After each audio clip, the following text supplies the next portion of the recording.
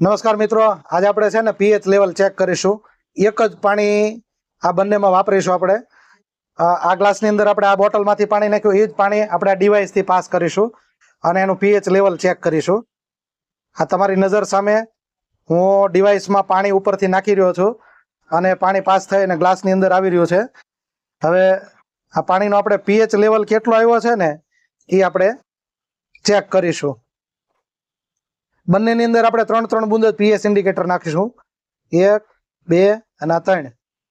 1, 2 અને 3 ટીપા. આ 3 બૂંદ નાખ્યા. ફરક સીધો જ તમારી નજરની સામે છે. આ પાણીનો પીએચ લેવલ 6 ની આસપાસ છે.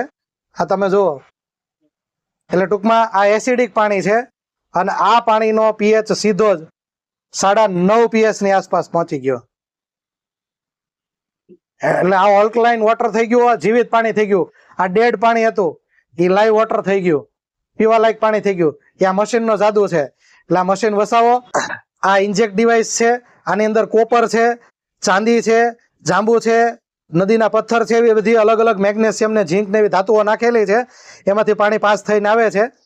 તો આ મશીનને મેળવવા માટે અમારો સંપર્ક નંબર સ્ક્રીન પર આપેલો છે. સંપર્ક કરો. વધારે માહિતી જોઈતી તો એના માટે પણ તમે સંપર્ક કરી શકો ને એડ્રેસ પણ સ્ક્રીન પર આપેલો છે. વંદે માતરમ. ભારત માતા કી જય.